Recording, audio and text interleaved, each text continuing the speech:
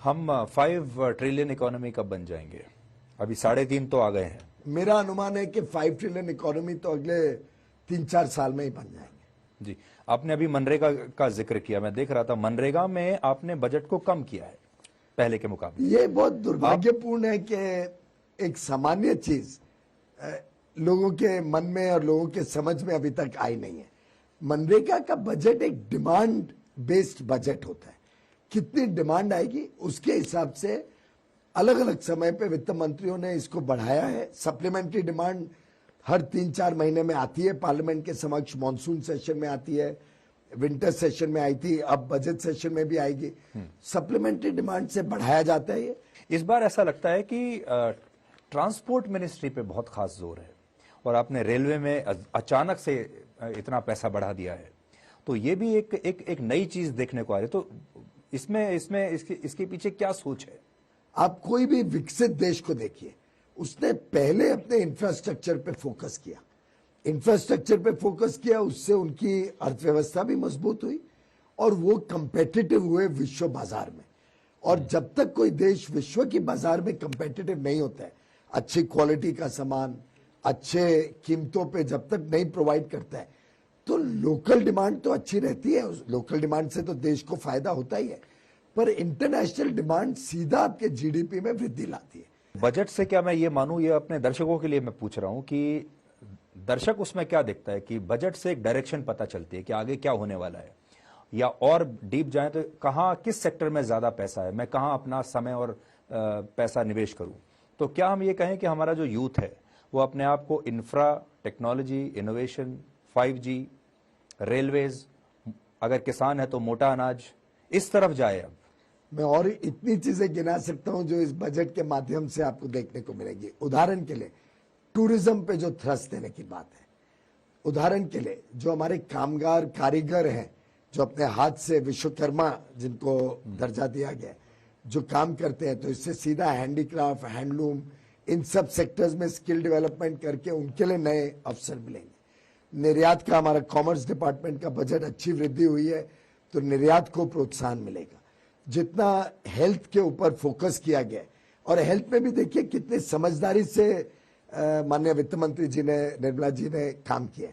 हमने माननीय प्रधानमंत्री जी के सरकार आने के बाद लगभग 145 के करीब, 155 के करीब मेडिकल कॉलेजेस खोले, जो अपने आप में ऐतिहासिक है। इतने कभी मेडिकल कॉलेज नहीं खुले।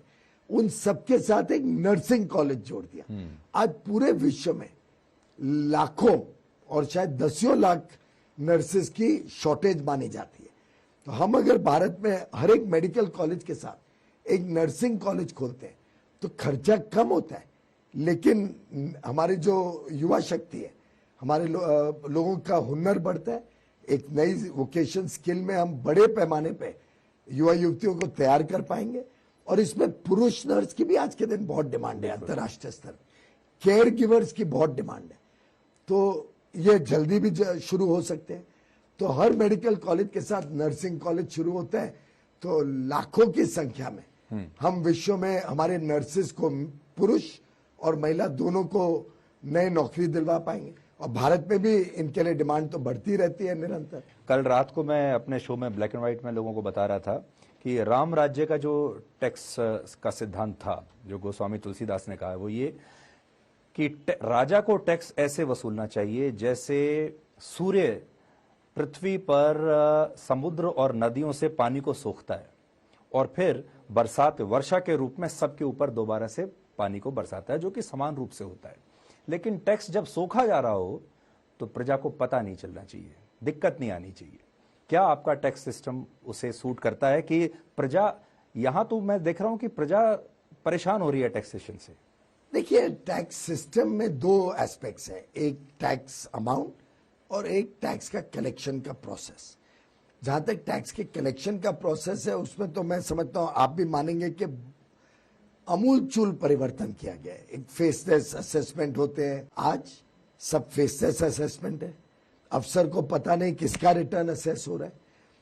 हजारों, लाखों या करोड़ों असेसमेंट तो 24 घंटे में हो जाते हैं, क्योंकि सीधा टेक्नोलॉजी के माध्यम से, आर्टिफिशियल इंटेलिजेंस के माध्यम से ही उनका असेसमेंट हो जाता है। कुछ केसेस में अगर स्क्रूटनी में भी जाता है तो फेसलेस है, व्यक्ति को पता नहीं है टैक्स असेसर को कि टैक्स पेयर कौन है, और बड़ा क्लिनिकली और ऑनेस्टली ईमानदार व्यवस्था को हम सफलता से लागू कर पाए। रिफंड आपका सीधा आपके डायरेक्ट खाते में आ जाता है, किधर आपको धक्के नहीं खाने पड़ते हैं, समय सीमा में। और आप देश भर में पता लगा लीजिए, अब जितने लोगों के पास जाएंगे आपको पता चलेगा हमारा रिफंड सीधा बैंक में, हमने रिटर्न समय पे फाइल किया तो समय पर रिफंड आ गया।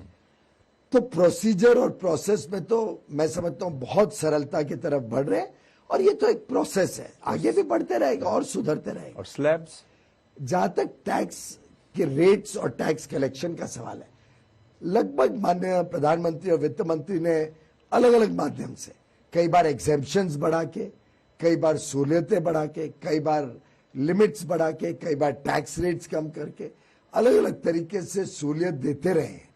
तो आप सिर्फ अगर स्लैब्स ही देखें तो आपको शायद एक जानकारी मिलेगी, पर आप वर्षों से, जो 9 वर्ष हो गए, अब आप एक एक बजट को असेस करेंगे तो आपके ध्यान में आएगा कि कई बार एग्जेम्पशंस में छूट दी, स्टैंडर्ड डिडक्शन कुछ वर्ष पहले इंट्रोड्यूस कर लिया गया, आज 7 लाख तक की जिसकी इनकम है, और ये टैक्सेबल इनकम है, 7 लाख की इनकम नहीं, यानी 60,000 रुपए महीना कमाई नहीं, टैक्सेबल इनकम की बात हो रही। तो टैक्सेबल इनकम जिसकी 7 लाख रुपए तक है उसको टैक्स से बाहर ही कर दिया गया है, जीरो टैक्स हो जाएगा, जो पहले 5 लाख रुपए थी।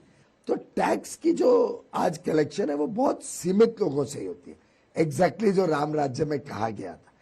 और जिसकी कैपेसिटी है वो जब देश के निर्माण के लिए, देश के आगे के उज्जवल भविष्य के लिए योगदान देता है तो टैक्स पेयर वैसे नाराज नहीं होता है। टैक्स पेयर को आनंद आता है जब उसका टैक्स सदुपयोग होता है। टैक्स पेयर को आनंद आता है अगर उसको पता चलता है कि मेरे टैक्स में भ्रष्टाचार नहीं हुआ है,